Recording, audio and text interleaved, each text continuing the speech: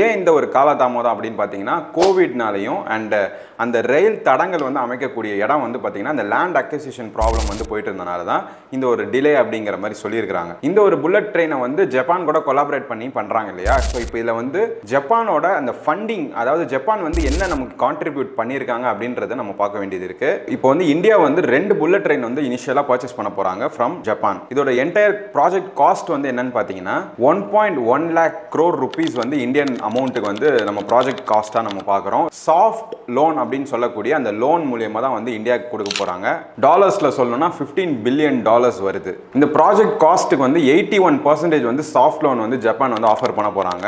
At the rate of interest வந்து பார்த்தீங்கன்னா 0.1% வந்து இது இந்தியாவுக்கு வந்து அலோகேட் பண்ணியிருக்கிறாங்க.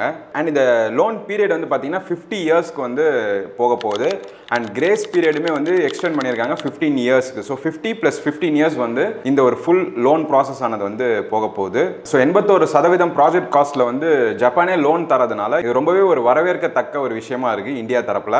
அண்ட் இந்த டெக்னாலஜி டிரான்ஸ்ஃபர் அப்படின்னு சொல்லக்கூடிய அந்த தொழில்நுட்பம், அதாவது இப்போ ஜப்பான்ல இருக்கக்கூடிய இன்ஜினியர்ஸ்க்கு டெக்னீஷியன்ஸ் வந்து அந்த ஜப்பானீஸ் டெக்னாலஜியான ஷின்கான்சன் டெக்னாலஜி பற்றி இன்னும் அவுட் தெரியும். ஏதாவது பழுது ஏற்பட்டாலோ இல்லைனா வந்து ஏதாவது மால் ஃபங்க்ஷன் எதுவாக இருந்தாலுமே அவங்க சார்ட் அவுட் பண்ணுவாங்க இல்லையா? ஸோ இந்த ரோலிங் ஸ்டாக்ஸ்னு சொல்லக்கூடிய விஷயம், அதுக்கப்புறம் வந்து ட்ரைனிங்ஸ் வந்து கொடுப்பாங்க இல்லையா? அந்த ட்ரைனிங்குமே வந்து ஜப்பான் வந்து இந்தியாவுக்கு வந்து சொல்லித்தர போகிறாங்க for our engineers and technicians. So இப்போ ஃபர்ஸ்ட் அலோகேஷனில் வந்து பார்த்தீங்கன்னா ஜப்பான் E5 சீரீஸில் 2 ட்ரெயின் வந்து இப்போ இந்தியாவுக்கு கொடுக்க போகிறாங்க. நான் சொன்ன மாதிரியே வந்து மும்பை டு அகமதாபாத் அது வந்து ஃபர்ஸ்ட் ஆப்ரேட் பண்ண போகிறாங்க. ஸோ இந்த overview of bullet train project என்னன்னு பார்த்தீங்கன்னா, இப்போ இந்த மும்பைலேருந்து அகமதாபாத் போகிற அந்த டிஸ்டன்ஸ் வந்து பார்த்தீங்கன்னா 508 கிலோமீட்டர்ஸ். மைல்ஸில் வந்து பார்த்தீங்கன்னா 316 மைல்ஸ் வந்து அந்த டிராவல் டிஸ்டன்ஸ் இருக்க போகுது. இந்த 508 கிலோமீட்டர்ஸில் வந்து ஆல்ரெடி 300 கிலோமீட்டர்ஸ்க்கு வந்து அந்த ரயில் தடம், அதாவது ஹை ஸ்பீட் ரயில் ப்ராஜெக்ட் தான் இது பேரே.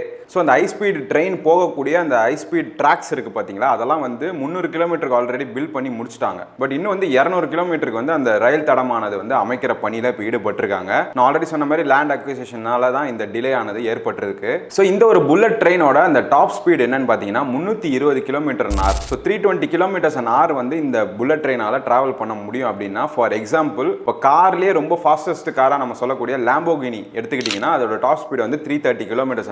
ஸோ அந்த லாம்போகினி கார் ஸ்பீடு என்ன போகுமோ அந்த அளவுக்கு வந்து ஒரு புல்லட் ட்ரெயினால வந்து போக முடியுது. ஸோ இந்த எஸ்டிமேட்டட் டிராவல் டைம் என்னன்னு பார்த்தீங்கன்னா 508 km from Mumbai to Ahmedabad போகிறதுக்கு எவ்வளோ நேரம் ஆக போகுதுன்னு பார்த்தீங்கன்னா 2 hours 7 minutes வந்து இந்த புல்லட் ட்ரெயினால டிராவல் பண்ண முடியுது. இது நீங்க நார்மலா ரெகுலர் ட்ரெயின் இருக்கு இல்லையா, அந்த ரெகுலர் ட்ரெயினை எடுத்துக்கிட்டீங்கன்னா 8 மணி நேரம் அப்படிங்கிறது வந்து இந்த டிராவல் டைமாக இருக்க போகுது.